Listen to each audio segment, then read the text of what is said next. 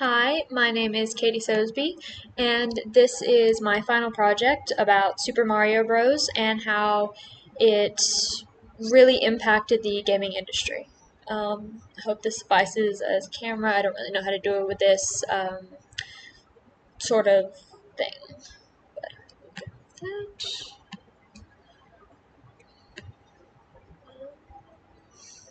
Slideshow from beginning. Alright, here is my PowerPoint, Super Mario Bros.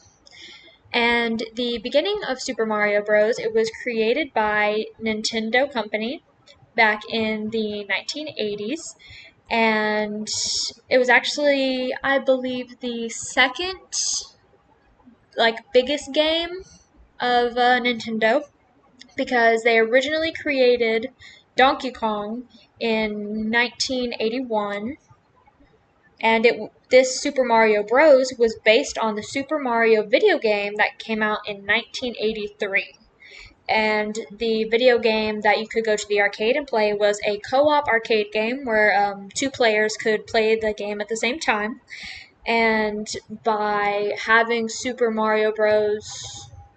At home, it allowed many families to get together and play the game together, which caused some, I would say, some fights.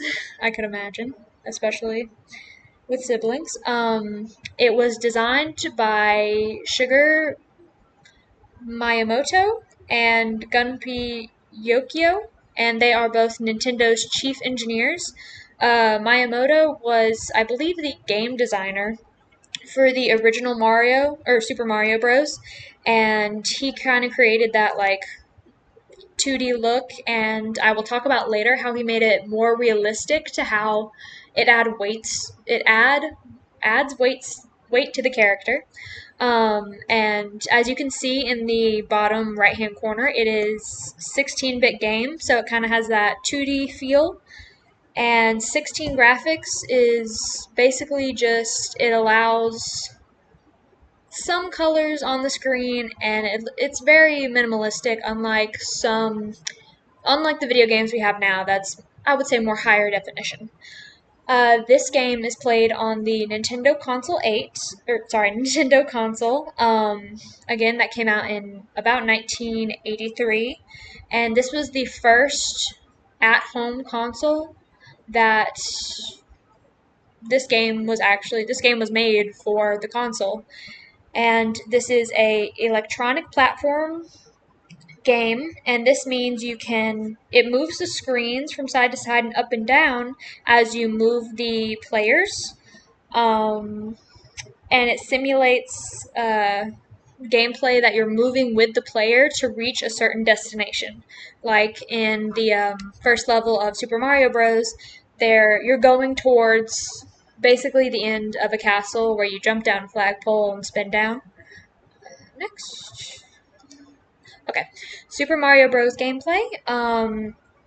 It has, interestingly enough, it has an internal programming team for Mario's running and jumping.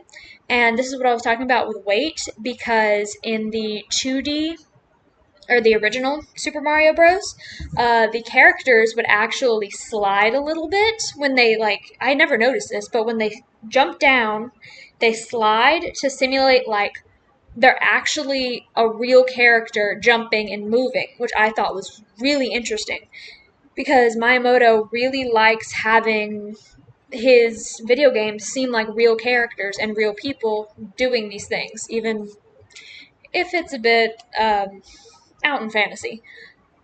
And he kind of changed this up a bit when Mario became 3D. And the bottom right hand corner, Super Mario 64 was the first 3D animated, and that was a bit of a challenge because the 3D animation, it kind of glitches and just stops when the character jumps.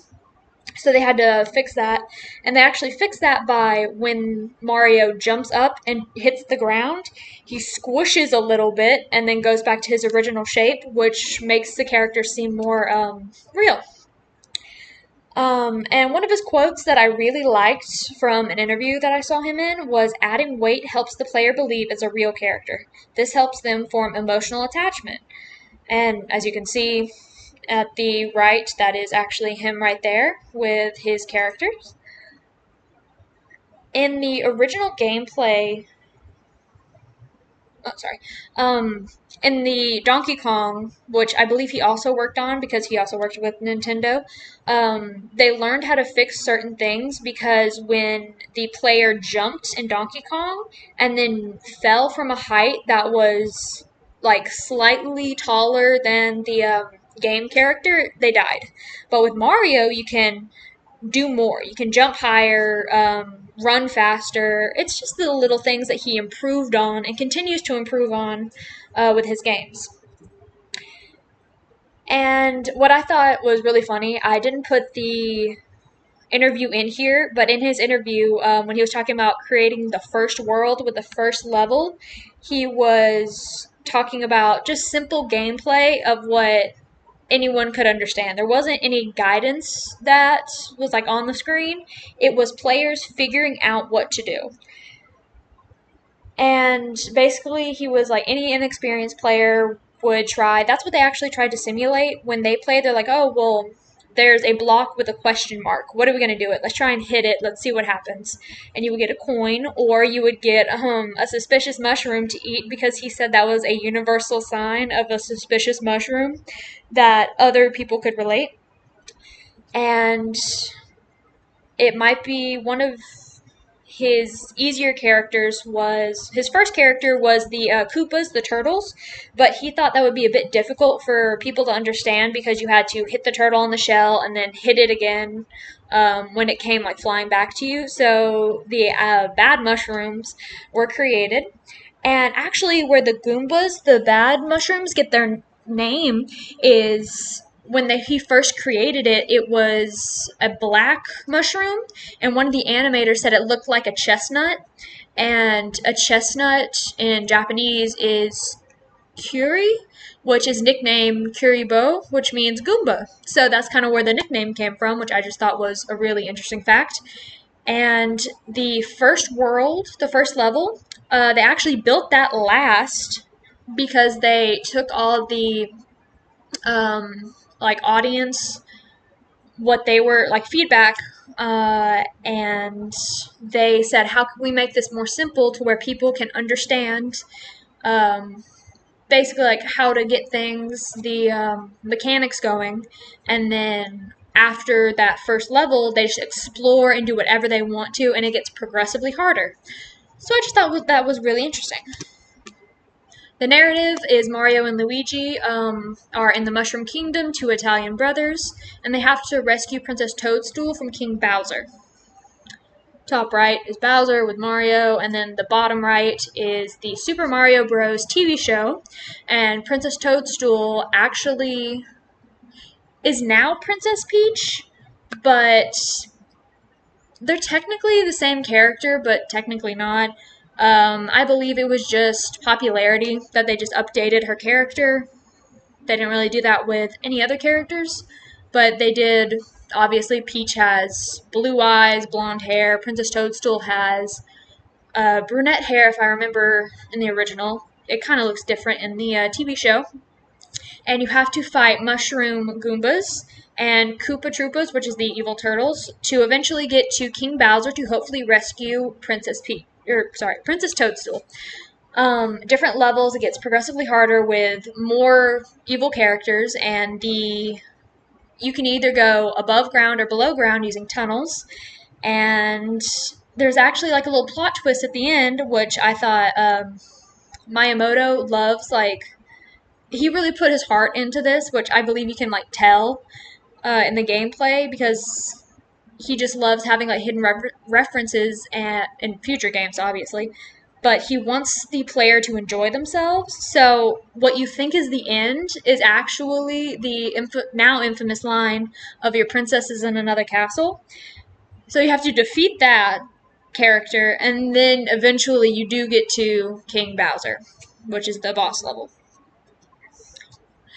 And audience, this is one of the best-selling games, about 40 million copies sold now. And the original test audiences were, like I said before, given no tutorial, and adjustments were made through there.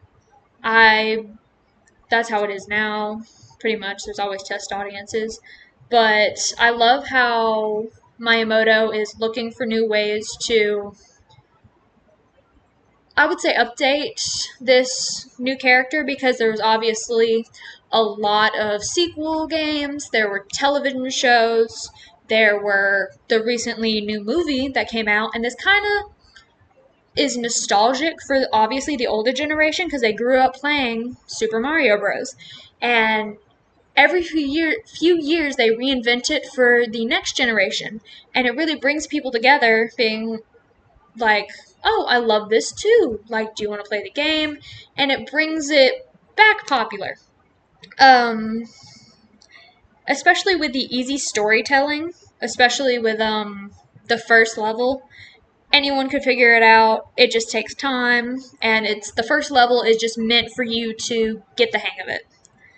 And this is obviously the most popular gaming franchise. The top right is Jack Black. He played King Bowser in the movie, the Super Mario Bros. Movie, and this is him, I believe, at the Jonas Brothers concert as his character singing Peaches. I just love that, and it really. I've seen the video, the audiences went wild, and the bottom right is a meme of the audience score of a 96 with Super Mario Bros. Movie, but with the Rotten Tomato score, I believe, of the critics with 54.